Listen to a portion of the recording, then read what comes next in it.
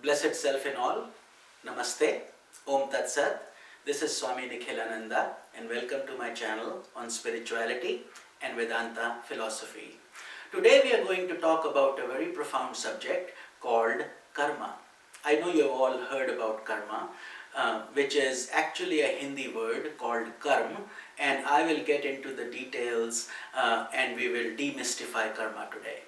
So you will understand what karma is, what is the significance behind it.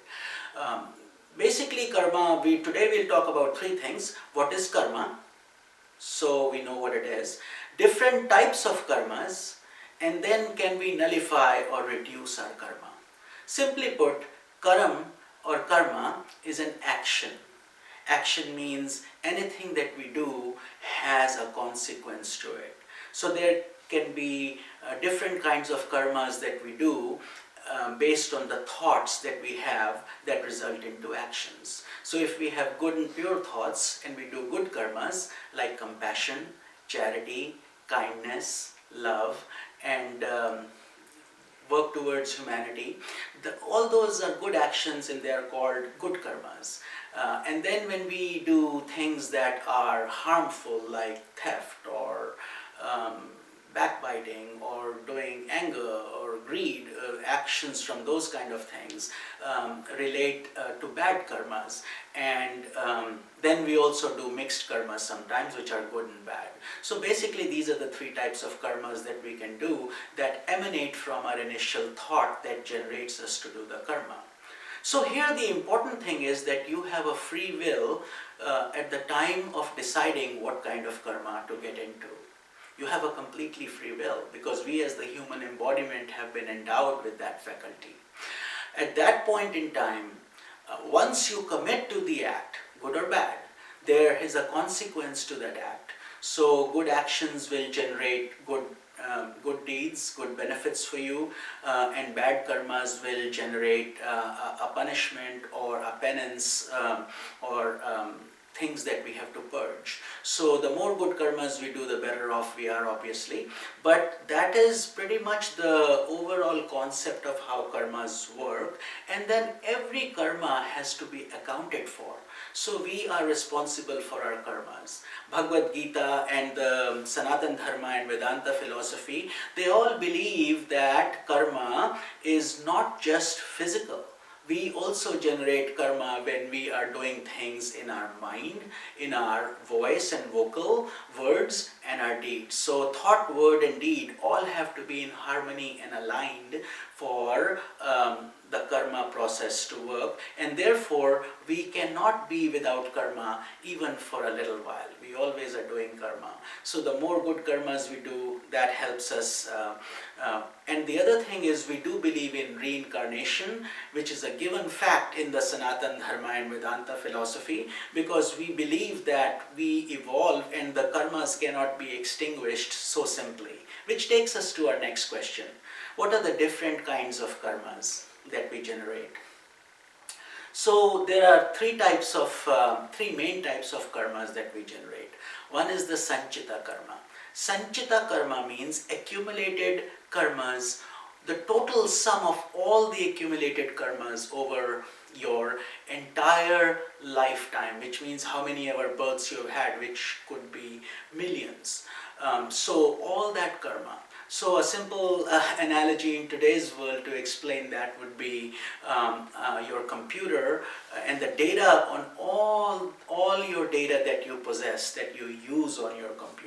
So your computer becomes your physical body essentially, and then all the data that you have, whether it's on your hard drive or if it's on your flash drives or on the cloud, all the data that you possess becomes your sanchita karma or your total accumulated actions.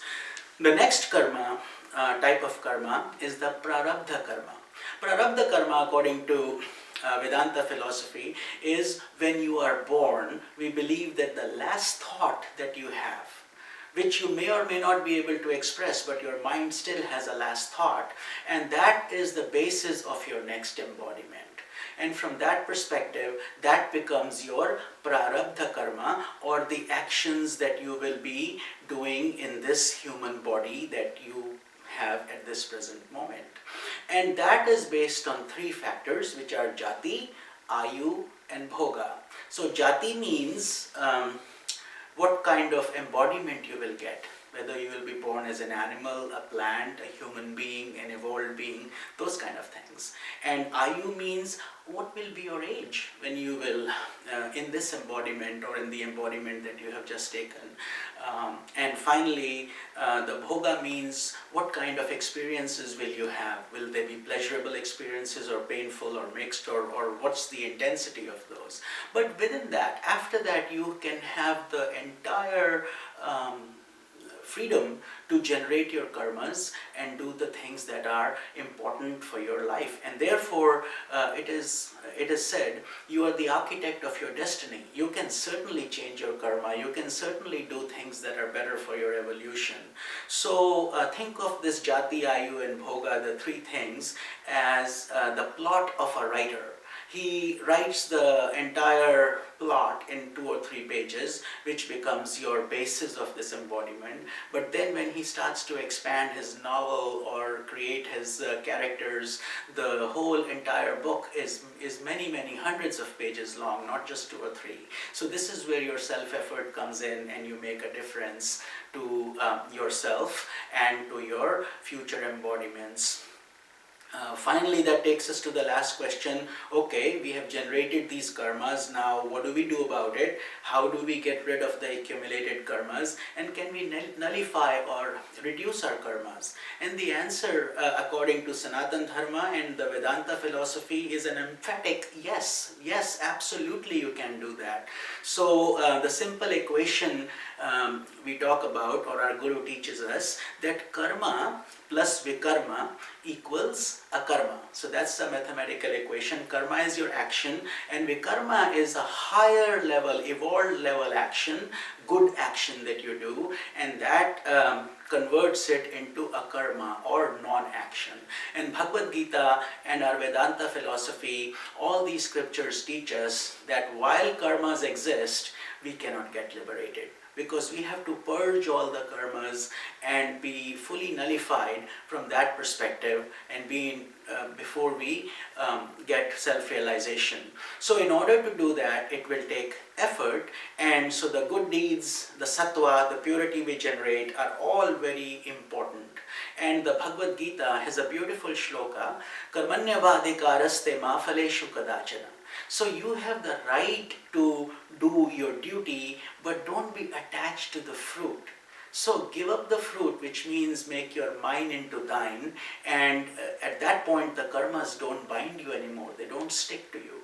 And so that is why doing volunteer work, doing charity, doing good deeds becomes so very important for your spiritual upliftment and your evolution.